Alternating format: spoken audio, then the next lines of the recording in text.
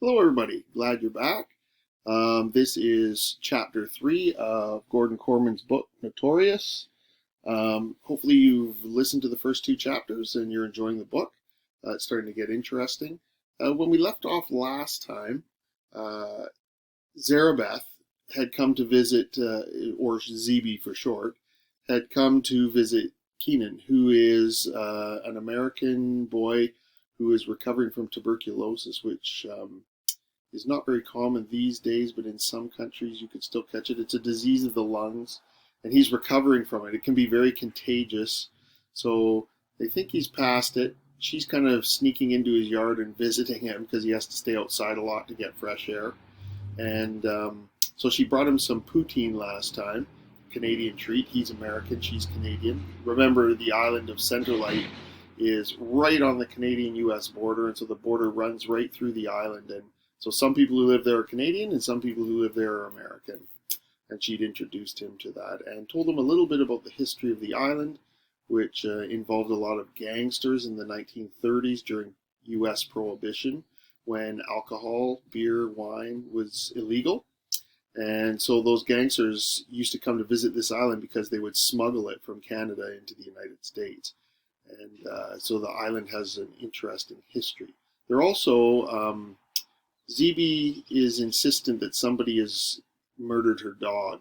And she has a new dog. It's Barney 1 and Barney 2. And Barney 1 was not very nice. Barney 2 is kind of a cute little puppy who she kind of doesn't treat very well because she misses her old dog, who everybody hated apparently because he got into trouble. So we're picking up at chapter 3, which is entitled Keenan. It's from his point of view, and we'll go from there. The call comes in the worst possible moment. It's almost lunchtime Wednesday, and I've been playing Igloo Tycoon all morning.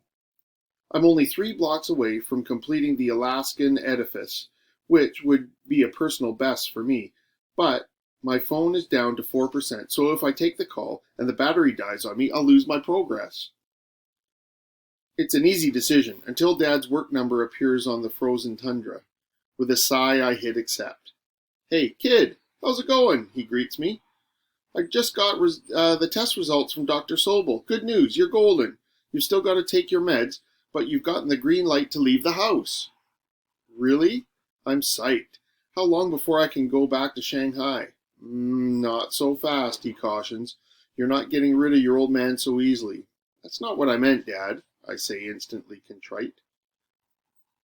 It's going to take a little while for your immune system to rebuild itself. The last thing you need is 16 hours on a plane breathing people's recycled germs, he adds. We talked about this, remember? I remember the one topic that never came up in the conversation was the time frame. I get that I'm stuck here. Till when? It's starting to sink in that I never asked because I didn't really want to hear the answer. We're all kind of feeling that these days about being able to leave the house. It's just that I really don't know anybody on Centerlight. Not technically true. I know ZB. I'll bet there's nobody quite like her, even in Shanghai, with its 24 million residents. All that's going to change now is that you can get out, Dad reasons. You'll meet people, especially when school starts in a couple of weeks. Right. I guess I sounded pretty dejected. I was hoping to get back to Mom and Klaus and my friends pretty soon after my clean bill of health. Now Dad's implying that not only am I here until school starts, but that I'll be staying a while. Bummer. When you're on the international school circuit, your classmates are from all over the world. Kids of ambassadors and princes and professors and tycoons. You live in exciting cities where you hear more different languages before lunch than you hear in a century in Centerlight. Face it, a remote little island is just plain dull, no matter who shot who during Prohibition 90 years ago. You want to get your strength back by the time school rolls around, Dad goes on, so I signed you up for some training sessions at Island Fitness. It's on the American side, next door to the Taco Bell. Ask for Bryce. On the phone, he sounded like a really good guy. He works out a lot of kids. He's a Chicago boy, just like your old man. Same neighborhood, too, West Side. Of course, he's a little younger than me. Of course, I echo cautiously. He sweetens the pot. And guess what? Bryce used to be an amateur MMA fighter. How cool is that? Are you still into jiu-jitsu? Taekwondo, I corrected him. I picked it up when we lived in Korea, but I've studied it in other places too. See? You two have something in common already, Dad concludes. You've got a 2:15 appointment. Enjoy. A command, not a suggestion. So help me, it actually does sound pretty good. To go somewhere, anywhere, that isn't either the house or the yard. I'll go for a training session. I'll go for being hit on the head lessons if it'll pull me off the lawn chair and set me on the road to getting my life back. Stepping out the front door of the house is weird. I've been on Centerlight for more than a month, but except for past visits and a few car rides to the doctor, I haven't really seen much of it.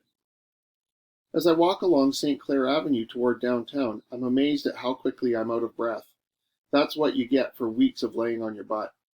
But I'm about to take a major L in Island Fitness. I hope this guy Bryce isn't expecting a sparring partner, because what he's getting is more like a paperweight. Downtown is less than a kilometer away, but I'm in no shape to hoof it. I find a bench and sit down on it gratefully. I haven't been there long when a minibus pulls up to the curb. It's covered in overlapping American and Canadian flags, with a sign reading, "See Historic Centerlight." The driver opens the door and looks at me expectantly. "Going downtown?" I ask. "Hop on." To my surprise, the minibus is full of tourists. Not a crowd, but at least 7 or 8. I look at this island as a place you go to as a last resort to recover from a serious illness. But there are people who come here on vacation, on purpose. I take a seat next to an older lady who's poring over a gangster map of the island. I peer over her shoulder at the different destinations. Al Capone's waterfront home, Bugs Moran's cottage, Meyer Lansky's summer rental, and the rooming house where Elliot Ness and his famous Untouchable stayed during his trips to Centerlight are marked in bold-faced type. Lesser figures and mob lieutenants appear in smaller print. I blink. Tommy Gun Ferguson is on there too. I half believe ZB made him up. But there's his house, a wood-frame Victorian with a cupola and a wraparound balcony, which means that must be ZB's house. I pictured it as being kind of far because it's in another country, but it's only a few blocks away from Dad's, even if it's on the other side of the border. No wonder she and Barney, too, show up in our yard every single day. It's just a short walk from home. For me, it's an eye-opener. ZB seems kind of crazy, but all this gangster stuff turns out to be real enough to bring vacationers to Centerlight to tour the island, following maps of gangster homes. When we reach Island Fitness, the bus empties out. I'm the only one going to the gym. Everybody else wants to see Lucky Luciano's bocce court, which is in the back of a dark tavern called Volstead's. Bryce Bergstrom, my trainer, turns out to be a 22-year-old tower of muscle with a blonde brush haircut and tattoos on both arms. Yeah, I'll say he's a little younger than Dad, and there are a few other differences, like the fact that he's a tank. He looks up at me up and down. "So you're the martial artist." More like I'm the kid who can't string together 3 decent breaths, I confess. "I don't do excuses," he tells me seriously. "The gym is about equally split between weight on one side and cardio equipment on the other."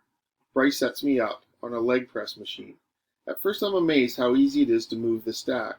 Bryce counts in a strident voice that reminds me of a Marine drill sergeant. 1, 2, 3. But somewhere between 4 and 5, something happens. I feel like my lungs are being squeezed in a giant vice grip, and I'm sucking for air that just won't come. "Sorry," I pant. Rolling out of the seat and collapsing into a squat on the padded floor. "I had tuberculosis." "I know. Excuses."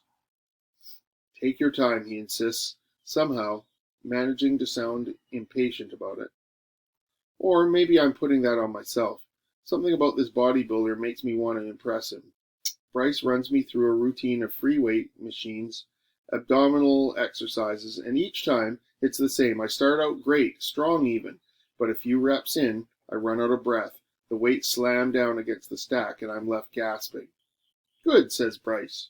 "Good?" I wheeze, with what little wind I have left.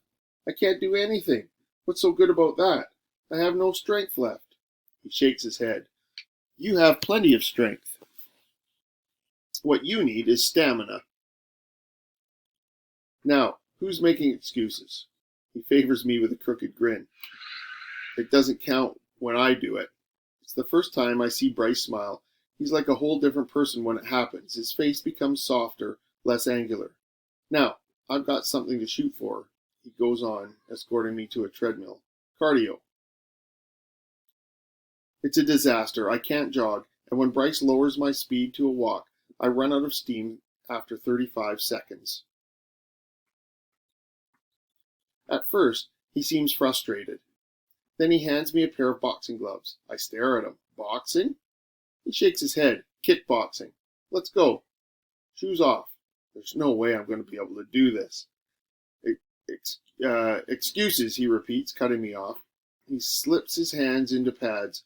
I offer a couple of weak pokes with my gloves. Come on, he barks. When I try, my first kick that it all starts to gel.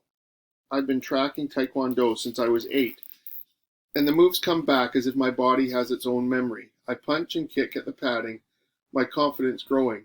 Bryce doesn't say anything, but his expression is one of deep approval. All at once, I'm overcome by the urge to blow his mind. The next time he raises a pad to shoulder level, I resolve to hit it with a flying kick. I know I'm not going to make it even before I let the kick go. My foot hits nothing but air, and the rest of me hits the mat like a ton of bricks. I'm so dazed that Bryce makes me sit there for a while before hauling me upright again. Sorry, I mumble. I used to be able to nail that. And you'll nail it again, he promises. You did great. Yeah, I muse, toying with the idea of being a little impressed with myself, especially if you consider I had to Bryce raises the palm of his hand the size of a dinner plate. No, if you consider, no excuses. You showed up today. That's a good thing. End of story. I almost showed up in the emergency room, I say ruefully. He shakes his head. Believe in yourself, Keenan. He walks me to the door, which implies that he doesn't trust me to make it outside without falling flat on my face. I notice that a jagged red scar bisects the tattoo on the arm he uses to steady me. Wow, I comment. Where'd you get that? He shrugs. In the octagon. That's right, you did MMA. I just tried to cold cock a real Ultimate Fighter. I'm part proud and part horrified. Amateur MMA, he amends. We don't do excuses here, I remind him. Wise guy, your dad should have warned me about you. He indicates the scar. It was a long time ago. A heavyweight who didn't believe in manicures. Fingernails and stitches go together in MMA. Yikes. Hospitals and doctors, I can relate. A loud blast from a horn nearly launches me out of my skin. ZB sits in the passenger seat of a Jeep marked Border Services. Barney, too, is on the dashboard, batting at the air freshener with one paw. Seeing that guy always makes me smile.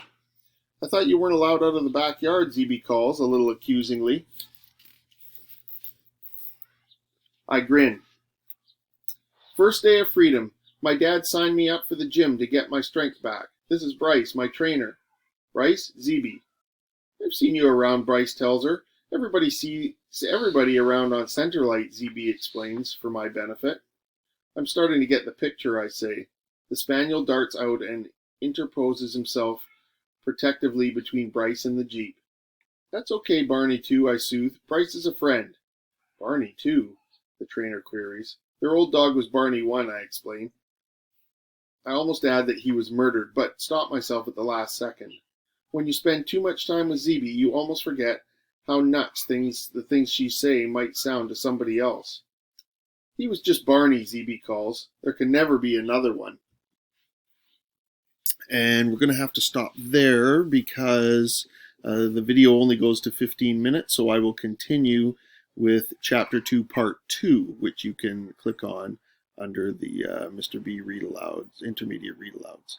So we'll see you for the rest of the chapter.